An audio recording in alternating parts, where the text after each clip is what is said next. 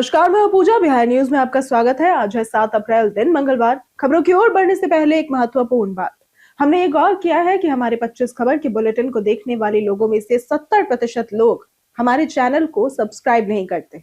तो जिन्होंने नहीं किया है वो जल्दी से कर ले, क्योंकि इससे आपको रोज खबरों का नोटिफिकेशन मिलता रहेगा और हमें भी रोज नई नई खबरों को आप तक पहुंचाने और उसे बेहतर से बेहतर बनाने की प्रेरणा मिलेगी।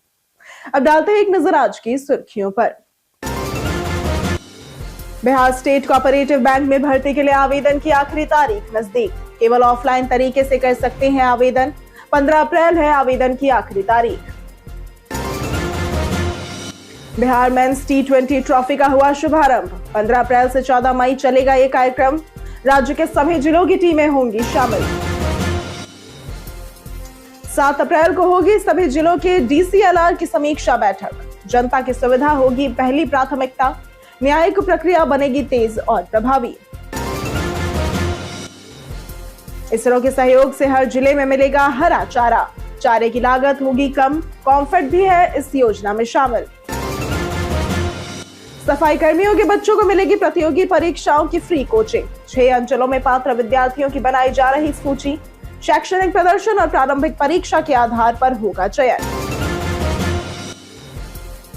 सेमीकंडक्टर नीति से बिहार बनेगा औद्योगिक केंद्र। 24 जिलों में 13,000 एकड़ भूमि का हुआ अधिग्रहण। महिलाओं के लिए नाइट शिफ्ट की भी होगी सुविधा। आज होगा राजस्थान रॉयल्स और मुंबई इंडियंस का महामुकाबला। 5 बार की चैंपियन है मुंबई की टीम। सूर्य कुमार यादव प्लेइंग 11 से हो सकते हैं बाहर। चलिए अब बढ़ते अब तक के 25 बड़ी खबरों की ओर विस्तार से। बिहार स्टेट कोऑपरेटिव बैंक में भर्ती के लिए आवेदन की आखिरी तारीख नजदीक। Bihar state cooperative bank limited ने 7 पदों पर भर्ती का नोटिफिकेशन जारी किया है, जिसमें सोशल मोबिलाइजेशन एक्सपर्ट, लॉ या फिर अकाउंट्स विशेषज्ञ, क्रॉप हस्बेंड्री एक्सपर्ट और एग्री मार्केटिंग या फिर वैल्यू एडिशन या फिर प्रोसेसिंग स्पेशलिस्ट शामिल है।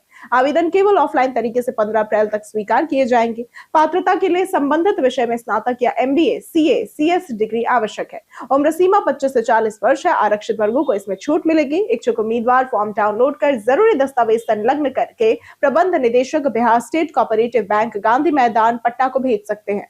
यह अवसर कृषि, कानून, लेखा और समाज क्षेत्र के युवाओं के लिए है। अगर आप भी बिहार स्टेट कोऑपरेटिव बैंक की तैयारी कर रहे हैं तो लिख पर ऐप पर अब आपके लिए उपलब्ध है फ्री मॉक पेपर्स और प्रीवियस ईयर क्वेश्चन पेपर्स। तो आज ही लिख पर ऐप को गूगल प्ले स्टोर या फिर iOS ऐप स्टोर से प्राप्त करें। बिहार में बनने जा रही अंतरराष्ट्रीय एजुकेशन सिटी। बिहार सरकार ने प्रस्तावित एजुकेशन सिटी को लेकर पूरी तैयारी शुरू कर दी है। मुख्यमंत्री के निर्देश पर इसकी डिटेल प्रोजेक्ट रिपोर्ट यानी कि DPR तैयार हो चुकी है और इसे जापान, सिंगापुर मॉडल पर अंतरराष्ट्रीय स्तर का बनाने की योजना है। ये 250 एकड़ क्षेत्र में शेयर्ड कैंपस मॉडल पर विकसित होगा, जिसमें विभिन्न विश्वविद्यालय और कॉलेज एक ही परिसर में साझा सुविधाओं के साथ मौजूद होंगे। Smart class, digital library, research centre, hostel, stadium जैसी आधुनिक सुविधाएं होंगी। 547 करोड़ रुपए के बजट में तैयार ये प्रोजेक्ट शिक्षा और रोजगार दोनों में नए अवसर देगा और बिहार को शिक्षा का प्रमुख केंद्र बनाएगा। पेट्रोलियम कंपनियों को 70% एथेनॉल खरीद की अनुमति। बिहार की एथेनॉल कंपनियों के लिए राहत भरी खबर है। अब पेट्रोलियम कंपनियां उनके लिए कुल उत्पादन का 70% तक खरीद सकेंगी, जो कि पहले यह सीमा 50% थी। इससे राज्य के एथेनॉल उद्योग को बढ़ावा मिलने की उम्मीद है। उद्योग मंत्री दिलीप जायसवाल ने कहा कि केंद्र सरकार ने कैंपिंग बढ़ाने पर सहमति दे दी है और जल्द आधिकारिक आदेश जारी होने की संभावना है। सरकार पूरे उत्पादन की खरीद पर भी विचार कर रही है। हालांकि न्यायालय में लंबित मामला इस फैसले के क्रियान्वयन में बाधा है। पुराने निवेशकों के लिए औद्योगिक प्रोत्साहन पैकेज के तहत नई पहल की तैयारी भी चल रही है। बिहार में देश का सबसे बड़ा बैटरी बैंक जल्द होगा तैयार। बिहार के ऊर्जा मंत्री विजेंद्र प्रसाद यादव ने लखीसराय स्थित 301 मेगावाट क्षमता वाली कचरा और ऊर्जा और बैटरी भंडारण परियोजना का निरीक्षण किया। परियोजना में 523 मेगावाट आवर की देश की सबसे बड़ी बैटरी प्रणाली शामिल है, जो सूर्यास्त के बाद 4 घंटे तक बिजली प्रदान करेगी और ग्रिड स्थिरता सुनिश्चित करेगी। फेज 1 185 मेगावाट सौर प्लस 282 मेगावाट आवर बैटरी देगी। सफलतापूर्वक चालू है, जबकि फेज 2 का निर्माण जारी है। मंत्री ने उत्तर बिहार में फ्लोटिंग और रेज्ड सोलर परियोजनाओं की संभावनाओं का सुझाव दिया। दौरे में वरिष्ठ अधिकारी मौजूद रहे और पर्यावरण संरक्षण के लिए पौधरोपण भी किया गया। सफाई कर्मियों के बच्चों को मिलेगी प्रतियोगी परीक्षाओं की फ्री कोचिंग। नगर निगम ने सफाई कर्मियों के बच्चों के सपनों को साकार करने के लिए प्रोजेक्ट उड़ान शुरू किया है। इस योजना के तहत स्थायी, दैनिक और आउटसोर्सिंग सफाई कर्मियों, निरीक्षकों और मुख्य निरीक्षकों के बच्चों को यूपीएससी, बीपीएससी, जेई और नीट जैसी प्रतियोगिता परीक्षाओं की निःशुल्क कोचिंग दी जाएगी। 6 अंचलों में पात्र विद्यार्थियों की सूची बनाई जा रही है और अब तक 35 विद्यार्थियों ने रुचि भी दिखाई है। चयन शैक्षणिक प्रदर्शन और प्रारंभिक परीक्षा के आधार पर होगी। कोचिंग के साथ पढ़ाई और अन्य खर्चों के लिए सीएसआर के माध्यम से वित्तीय सहायता भी मिलेगी। ये पहल सामाजिक समावेशन और समान अवसर को बढ़ावा देगी। 7 अप्रैल को होगी सभी जिलों के डीसीएलआर की समीक्षा बैठक। बिहार सरकार राजस्व प्रशासन में पारदर्शिता और प्रभावशीलता बढ़ाने के लिए मिशन मोड में है। 7 अप्रैल को पटना के पुराना सचिवालय में राज्य स्तरीय समीक्षा बैठक आयोजित की जा रही है, जिसमें सभी जिलों की भूमि सुधार उप समाहर्ता यानी कि डीसीएलआर भाग लेंगे। उप मुख्यमंत्री श्री विजय कुमार सिन्हा ने जनता को जमीन से जुड़े मामलों में परेशानी न हो, ये प्राथमिकता बताया। बैठक में दाखिल खारिज, अपील वाद, बीएलडीआर वाद, राजस्व वसूली और लैंड बैंक की प्रगति की समीक्षा होगी। अधिकारियों का कोर्ट केस ऑर्डर लिखने का टेस्ट और प्रशिक्षण भी होगा, ताकि न्यायिक प्रक्रिया तेज और प्रभावी बने। पटना में आईओटी तकनीक से लगेगी 25,000 स्मार्ट स्ट्रीट लाइटें। पटना नगर निगम क्षेत्र में लगभग 25,000 नई इंटरनेट ऑफ थिंग्स यानी कि आईओटी तकनीक से लैस स्मार्ट स्ट्रीट लाइटें लगाई जाएंगी। ये लाइटें सेंसर के जरिए शाम होते ही जलेंगी और सुबह बंद हो जाएंगी, जिससे बिजली की खपत कम होगी और एनर्जी एफिशिएंसी भी बढ़ेगी। पूरे नेटवर्क की निगरानी सेंट्रलाइज्ड कंट्रोल रूम से होगी, जिससे खराबी तुरंत पता चल सकेगी। नगर निगम ने 30 अप्रैल तक सभी लाइटों के मेंटेनेंस और अपग्रेड के लिए एनर्जी एफिशिएंसी सर्विसेज लिमिटेड यानी कि ईईएसएल को जिम्मेदारी दी है। मौजूदा 82,000 लाइटों को भी आईओटी तकनीक से अपग्रेड किया जाएगा। बिहार में शुरू हुई आधुनिक पायलट प्रशिक्षण की पहल। बिहार सरकार ने पायलट प्रशिक्षण को आधुनिक बनाने के लिए महत्वपूर्ण कदम उठाया है। नागरिक उड्डयन विभाग अब सेस्ना 172R प्रशिक्षण विमानों में एडीएस-B सक्षम ट्रांसपॉन्डर लगाने जा रही है, जिससे विमान की सटीक लोकेशन और हवाई यातायात की निगरानी आसान होगी। इससे प्रशिक्षु पायलटों को रियल टाइम में एयर ट्रैफिक की जानकारी मिलेगी और उड़ान सुरक्षा में सुधार होगा। राज्य मंत्रिमंडल ने प्रस्ताव को स्वीकृति दे दी है और इस तकनीकी उन्नयन से प्रशिक्षण की गुणवत्ता बढ़ेगी, पायलटों का व्यवहारिक अनुभव मजबूत होगा और बिहार में एविएशन सेक्टर के विकास को गति मिलेगी। इसरो के सहयोग से हर जिले में मिलेगा हरा चारा। बिहार राज्य के सभी 38 जिलों में पशुओं के लिए हरा चारा उपलब्ध कराने के लिए रिमोट सेंसिंग और जीआईएस आधारित हरा चारा मानचित्रण अध्ययन शुरू किया गया है। ये पहल एनडीडीबी और कॉम्फेड ने इसरो के सहयोग से किया है। पटना में आयोजित कार्यशाला में अधिकारियों को इस तकनीक से हरा चारा फसलों का क्षेत्रफल, किस्में, गुणवत्ता वाले बीज और सिंचाई सुविधाओं का वैज्ञानिक आकलन करने की प्रक्रिया सिखाई गई। इसका उद्देश्य दूध उत्पादन बढ़ाना और चारे की लागत घटाकर पशुपालकों को अधिक लाभ पहुंचाना है। कार्यशाला में विभिन्न जिलों के दुग्ध परियोजना अधिकारी भी शामिल हुए। बिहार के 38 अधिकारियों को राष्ट्रीय अकादमी में मिलेगा प्रशिक्षण। बिहार कैडर के 38 आईएएस अधिकारियों को 11 मई से 5 जून तक राष्ट्रीय प्रशासन अकादमी मसूरी में अनिवार्य मध्यकालीन प्रशिक्षण फेज 3 में शामिल होना अनिवार्य है। इनमें 2015, 2016, 2017 और 2018 बैच के अधिकारी शामिल हैं, जिनमें 19 जिलों के जिला अधिकारी भी हैं। ट्रेनिंग में शामिल होने वाले जिला अधिकारी इन जिलों से हैं, जैसे कि कैमूर, बक्सर, अरवल, शेखपुरा, मधेपुरा, अररिया, सारण, शिवहर, कटिहार, औरंगाबाद, सिवान, किशनगंज, पश्चिम चंपारण, भोजपुर, नवादा, पूर्णिया, वैशाली और सीतामढ़ी। सरकार ने सभी संबंधित अधिकारियों को इसकी जानकारी पहले ही भेज दी है और ये प्रशिक्षण उनके प्रशासनिक कौशल और दक्षता को बढ़ाने के उद्देश्य से आयोजित किया जा रहा है। नए लेबर कोड में छुट्टियों को लेकर मिली बड़ी राहत। केंद्र सरकार के नए लेबर कोड के तहत अब कर्मचारियों को साल के अंत में बची हुई छुट्टियों को नकद यानी कि इनकैशमेंट में बदलने का अधिकार मिलेगा। पुराने नियमों में यह सुविधा केवल रिटायरमेंट या नौकरी छोड़ते समय थी। नए नियमों के अनुसार occupational safety, health and working conditions यानी कि ओएसएच कोड 2020 के तहत कर्मचारी अधिकतम 30 दिन की अर्जित छुट्टियों को अगले साल के लिए कैरी फॉरवर्ड कर सकते हैं और उससे ज्यादा छुट्टियों का पैसा उन्हें मिलेगा। छुट्टी न मिलने की स्थिति में यह लिमिट नहीं गिनी जाएगी और फुल एंड फाइनल हिसाब 48 घंटे में निपटाना होगा। अर्न लीव का हक अब 180 दिन काम के बाद मिलेगा। पटना विश्वविद्यालय में यूजी प्रवेश परीक्षा 1 मई से होगी शुरू। पटना विश्वविद्यालय में कुलपति प्रोफेसर अजय कुमार सिंह की अध्यक्षता में अकादमिक कैलेंडर कमेटी की बैठक हुई, जिसमें नए शैक्षणिक सत्र 2026-30 के लिए नामांकन प्रक्रिया शुरू करने का निर्णय लिया गया है। प्रोफेसर कामेश्वर पंडित ने बताया कि यूजी सामान्य और वोकेशनल कोर्स में प्रवेश परीक्षा के आधार पर 1 मई से ऑनलाइन आवेदन प्रक्रिया शुरू होगी। आवेदन और शुल्क जमा करना समर्थ पोर्टल के माध्यम से होगा और नामांकन जून के अंतिम सप्ताह तक पूरा किया जाएगा। 4 वर्षीय यूजी कोर्स में सेमेस्टर सिस्टम लागू रहेगा। पढ़ाई जुलाई के प्रथम सप्ताह से शुरू होगी। कॉलेजों में सीटों का वितरण विज्ञान, कला और वाणिज्य संकाय के अनुसार तय किया गया है। पटना हाईकोर्ट में दिव्यांग व्यक्तियों के लिए खुला हेल्प डेस्क। पटना हाईकोर्ट में दिव्यांग व्यक्तियों की सुविधा हेतु विशेष हेल्प डेस्क का उद्घाटन चीफ जस्टिस संगम कुमार साहू ने किया। यह पहल सुप्रीम कोर्ट की जस्टिस BV नागरत्ना द्वारा 2024 में जारी दिशा निर्देशों के अनुरूप है। हेल्प डेस्क दिव्यांगों को न्याय प्रक्रिया सुलभ बनाने, सरकारी योजनाओं और नीतियों की जानकारी देने तथा शिकायतों का त्वरित समाधान सुनिश्चित करने का काम करेगा। इससे दिव्यांगजन प्रशासनिक कठिनाइयों से बच सकेंगे और बिना हिचकिचाहट न्यायिक परिसर में अपनी कानूनी और कल्याणकारी जरूरतें पूरी कर सकेंगे। ये कदम न्यायपालिका की समावेशी प्रतिबद्धता को दर्शाता है। बिहार मेंस T20 ट्रॉफी का हुआ शुभारंभ। बिहार क्रिकेट एसोसिएशन यानी कि BCA ने सत्र 2025-26 के लिए BCA मेंस T20 ट्रॉफी की घोषणा की, जो 15 अप्रैल से 14 मई तक मोइनुल हक स्टेडियम और यशवाना स्पोर्ट्स ग्राउंड पटना में आयोजित होगी। प्रतियोगिता में राज्य के सभी जिलों की टीमें भाग लेंगी, जो 8 जोनों में लीग स्तर पर मुकाबले खेलेंगी। जोनल विजेता क्वार्टर फाइनल में प्रवेश करेंगे और नॉकआउट जीतकर सेमीफाइनल व फाइनल तक पहुंचेंगे। इसका उद्देश्य खिलाड़ियों को प्रतिस्पर्धात्मक माहौल प्रदान कर राष्ट्रीय स्तर की तैयारी कराना है। और BCA अध्यक्ष हर्षवर्धन और सचिव जियाउल आरफीन ने इसे राज्य क्रिकेट के विकास और प्रतिभा प्रदर्शन का महत्वपूर्ण मंच बताया। सोनाक्षी सिन्हा ने की गर्भावस्था अफवाह खारिज। बॉलीवुड अभिनेत्री सोनाक्षी सिन्हा अक्सर अपनी निजी और पेशेवर जिंदगी को लेकर सुर्खियों में बनी रहती है। हाल ही में उनकी गर्भावस्था की अफवाहें सोशल मीडिया पर वायरल हुई, जिन्हें उन्होंने कई बार खारिज किया। उनकी मां पूनम सिन्हा ने भी कहा कि मीडिया ने तो उन्हें बार बार दादी बना दिया, लेकिन उन्हें खुशी होगी जब सही खबर आएगी। सोनाक्षी ने इंस्टाग्राम पर पोस्ट करके अफवाहों का मजाक उड़ाया और कहा कि खुशखबरी मिलने पर वे साझा करेंगी। सोनाक्षी और उनके पति जहीर इकबाल ने 23 जून 2024 को शादी की और अपने वैवाहिक जीवन का आनंद ले रहे हैं।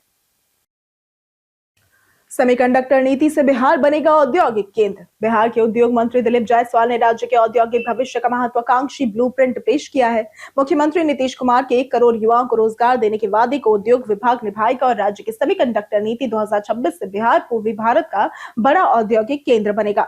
बक्सर में कोका कोला और JK सुपर सीमेंट के प्लांट का उद्घाटन हुआ। रिलायंस अल्ट्राटेक और मदर डेयरी निवेश कर रही है। 24 जिलों में 13,343 एकड़ भूमि अधिग्रहित। गया जी में औद्योगिक कॉरिडोर। पटना में 5 स्टार होटल और सिंटेक्स सिटी विकास योजनाएं। महिलाओं के लिए नाइट शिफ्ट की अनुमति और वैश्विक विपणन प्राधिकरण भी बनाया गया। बिजली के 65 कार्यालयों में जीविका दीदी संभालेंगी ये काम।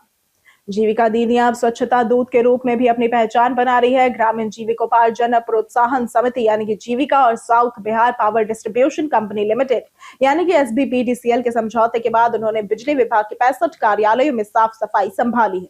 पहले से ही स्वास्थ्य विभाग राज्य के मेडिकल कॉलेज, जिला व अनुमंडल अस्पतालों, आवासीय विद्यालयों में ये जिम्मेदारी निभा रही है। वर्तमान में 700 से अधिक इकाइयों में सेवाएं दे रही दीदियों को 7,000 से अधिक महिलाओं को रोजगार मिला है। मासिक आय 8,000 से 12,000 रुपए है और ये पहल महिला सशक्तिकरण, रोजगार सृजन और सेवा गुणवत्ता में सुधार का उदाहरण है। बिहार के इस जिले में बनेगा विशाल योग हब। बिहार के भागलपुर में जल्द ही एक बड़ा योग हब बन सकता है, जिसके लिए 100 से 120 एकड़ जमीन की मांग की गई है। इसका निर्माण दक्षिण भारत के प्रसिद्ध आध्यात्मिक गुरु सदगुरु जग्गी वासुदेव की संस्था ईशा फाउंडेशन द्वारा किया जाएगा। इसमें 112 फीट ऊंची आदि योगी शिव प्रतिमा स्थापित होगी और योग हब में योग, मेडिटेशन हॉल, स्वास्थ्य सुविधाएं और योगा साइंस कार्यक्रम उपलब्ध होंगे। बिहार पर्यटन विभाग भी इसमें रुचि ले रहा है और ये केंद्र न केवल आध्यात्मिक स्थल बनेगा, बल्कि पर्यटन, रोजगार और भागलपुर की नई पहचान को भी बढ़ावा देगा। टोइंग के दौरान जाने क्या है गाड़ी के सुरक्षा नियम। शहरों में ट्रैफिक जाम रोकने के लिए पुलिस अक्सर गलत पार्किंग वाली गाड़ियों को क्रेन से टो करती है। टोइंग के दौरान गाड़ी को नुकसान पहुंचने पर जिम्मेदारी क्रेन ऑपरेटर की होती है, भले ही पुलिस उसे निर्देश क्यों ना दे। नुकसान होने पर वाहन मालिक फाइन भरने के बाद कानूनी रूप से हर्जाना मांग सकता है। तुरंत कदम के रूप में वीडियो रिकॉर्ड करे, रसीद पर नुकसान का नोट लिखवाए और संभव हो तो जगह का फुटेज भी ले। हर्जाना पाने के लिए जिला उपभोक्ता फोरम में शिकायत दर्ज करे, बीमा कंपनी को सूचित करे और ट्रैफिक अधिकारी को लिखित शिकायत भेजे। जाने आज कैसा रहेगा बिहार के मौसम का मिजाज। बिहार में पश्चिमी विक्षोभ और कई राज्यों में उठ रहे चक्रवात के कारण अगले 48 घंटे में मौसम बिगड़ सकता है। 7 अप्रैल यानी कि आज राज्य में बारिश और तेज हवाओं का दौर शुरू होगा, जबकि 8 अप्रैल को स्थिति और गंभीर होगी। खासतौर से उत्तर बिहार के 12 जिलों में ओलावृष्टि और बिजली गिरने का ऑरेंज अलर्ट है। दक्षिण पश्चिम, दक्षिण मध्य और दक्षिण पूर्व बिहार में भी तेज बारिश और हवाओं का येलो अलर्ट जारी है। 8 अप्रैल को अधिकतम तापमान 26 से 32 डिग्री तक रहेगा। 9 अप्रैल तक बारिश जारी रहेगी, लेकिन 10 अप्रैल से मौसम साफ होकर तापमान बढ़ेगा। सोनपुर रेलवे स्टेशन पर तरबूज और फाइल में छिपी शराब बरामद। बिहार में शराबबंदी के बावजूद तस्कर लगातार नए नए तरीकों से शराब तस्करी कर रहे हैं। हाल ही में सोनपुर रेलवे स्टेशन पर बरौनी एक्सप्रेस में तरबूज के अंदर शराब छिपाने का मामला सामने आया है। इसके अलावा एग्जीक्यूटिव फाइल में बोतलें छिपा कर ले जाने की कोशिश भी पकड़ी गई। सत्याग्रह एक्सप्रेस में ट्रेन की छत से शराब की बोतलें गिरने का अजीब मामला भी सामने आया। इन घटनाओं से पुलिस और उत्पाद विभाग भी हैरान है। अधिकारियों ने निगरानी और जांच बढ़ा दी और तस्करों की हर नई चाल पर नजर रखते हुए विशेष अभियान चलाया जा रहा है। पटना डबल डेकर फ्लाईओवर का बनेगा नया रैंप, पीएमसीएच से होगा कनेक्ट। पटना के अशोक राजपथ पर बने डबल डेकर फ्लाईओवर की कनेक्टिविटी अब पीएमसीएच के मल्टी लेवल कार पार्किंग से जोड़ी जा रही है। पहला रैंप अंजुमन इस्लामिया हॉल के पास 46 मीटर लंबा बन रहा है, जिसमें अप और डाउन दोनों रैंप शामिल है। फाउंडेशन और सब स्ट्रक्चर का काम पूरा हो चुका है। गार्डर और छत की तैयारी चल रही है। ये रैंप मरीजों और उनके परिजनों के लिए अस्पताल तक आसान पहुंच सुनिश्चित करेगा। कुल 3 रैंप बनाने की योजना है। पहले 4 रैंप काम कर रहे हैं। साइंस कॉलेज का रैंप मेट्रो निर्माण के बाद बनेगा। आज होगा राजस्थान रॉयल्स और मुंबई इंडियंस का महामुकाबला। आईपीएल 2026 में मंगलवार यानी कि आज राजस्थान रॉयल्स का सामना 5 बार के चैंपियन रही मुंबई इंडियंस से होगा। दोनों टीमें संतुलित है। मुंबई की ताकत रोहित शर्मा, सूर्य कुमार यादव, हार्दिक पांड्या और जसप्रीत बुमराह है। ट्रेंट बोल्ट जैसे गेंदबाजी में है। राजस्थान की बल्लेबाजी वैभव सूर्यवंशी, यशस्वी जायसवाल और शिमरॉन हेटमायर पर निर्भर है, जबकि जोफ्रा आर्चर और रवि बिश्नोई गेंदबाजी मजबूत करेंगे। मुंबई पांड्या की वापसी कर सकती है, जिससे सूर्य कुमार यादव प्लेइंग 11 से बाहर भी हो सकते हैं। राजस्थान पिछले मैच जैसी ये टीम उतार सकती है। संभावित प्लेइंग 11 में दोनों टीमों की संतुलित इकाइयां नजर आती है। कई कारणों से दर्ज है भारत के इतिहास में आज की तारीख। 1919 में आज के दिन कश्मीरी लाल जाकिर का जन्म हुआ था। ये पद्मश्री से सम्मानित प्रख्यात उर्दू कवि थे। 1920 में पंडित रविशंकर प्रसिद्ध सितार वादक थे, इनका जन्म हुआ था। 1942 में जितेंद्र का जन्म हुआ था। ये भारतीय फिल्म अभिनेता थे। 1980 में संजय दत्त का जन्म हुआ था। ये भारतीय अमेरिकी कुश्ती खिलाड़ी थे। 2014 में वी के मूर्ति का निधन हुआ था। ये हिंदी फिल्मों के प्रसिद्ध सिनेमेटोग्राफर थे। विश्व स्वास्थ्य दिवस भी आज के दिन मनाया जाता है और आज के दिन महिला चिकित्सा दिवस भी मनाया जाता है। अगर आपके फोन में दिखे ये संकेत तो समझे फोन हो गया है हैक। आजकल स्मार्टफोन हमारी जिंदगी का एक अहम हिस्सा है, लेकिन हैकिंग के खतरे भी उतने ही बढ़ गए हैं। अगर बैटरी तेजी से खत्म हो, फोन गर्म या स्लो हो, अनजान ऐप्स खुद ब खुद इंस्टॉल होने लगे, डेटा अचानक ज्यादा खर्च हो या फिर अजीब पॉपअप और मैसेज आए, तो यह हैकिंग के संकेत है। ऐसे में तुरंत कदम उठाना जरूरी है। संदिग्ध ऐप्स को हटाए, फोन और ऐप्स को अपडेट करें, भरोसेमंद एंटीवायरस इस्तेमाल करें और जरूरत पड़ने पर फैक्ट्री रीसेट करें। इसके साथ ही अपने अकाउंट्स के पासवर्ड बदले। ये उपाय आपके डेटा और प्राइवेसी की सुरक्षा में मदद करेंगे। हम प्रतिदिन आपसे 5 ऐसे जरूरी सवाल और उसके जवाब बताएंगे जो कि बीपीएससी, बिहार पुलिस दारोगा समेत एसएससी जैसी अन्य प्रतियोगी परीक्षाओं में काम आएंगे।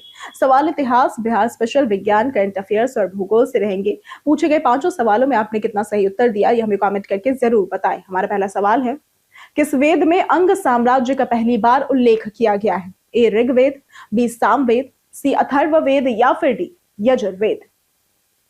इसका सही जवाब है सी अथर्ववेद। हमारा दूसरा सवाल है, बिहार कृषि महाविद्यालय की स्थापना किस वर्ष हुई थी? ए 1930, बी 1915, सी 1970 या फिर डी 1908। इसका सही जवाब है डी 1908। हमारा तीसरा सवाल है, इनमें से किस मुख्यमंत्री ने कृषि उपज बाजार समिति यानी कि एपीएमसी अधिनियम को समाप्त किया? ए लालू प्रसाद यादव, बी कर्पूरी ठाकुर, सी नीतीश कुमार या फिर डी राबड़ी देवी। इसका सही जवाब है सी नीतीश कुमार। हमारा चौथा सवाल है, बिहार से प्रकाशित होने वाली पहली हिंदी पत्रिका कौन सी थी? ए कादम्बिनी, बी मायापुरी, सी पांचजन्य या फिर डी सर्वहितैषी। इसका सही जवाब है डी सर्वहितैषी। हमारा पांचवा सवाल है, भिखारी ठाकुर द्वारा शुरू की गई पारंपरिक विदेशिया शैली को आधुनिक भारतीय रंगमंच के लिए विकसित करने का श्रेय किसे दिया जाता है? ए अरुण कमल, बी उषा किरण खान, सी सतीश आनंद या फिर डी मधुकर सिंह। इसका सही जवाब है सी सतीश आनंद।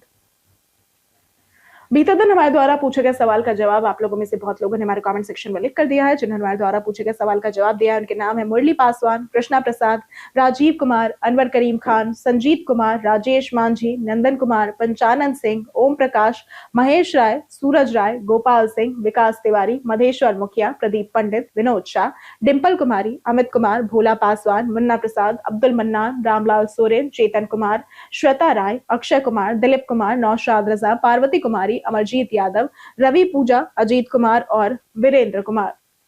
इसी के साथ बढ़ते हैं आज के सवाल की ओर। आज का सवाल है, क्या बिहार में विकास की गति संतोषजनक है?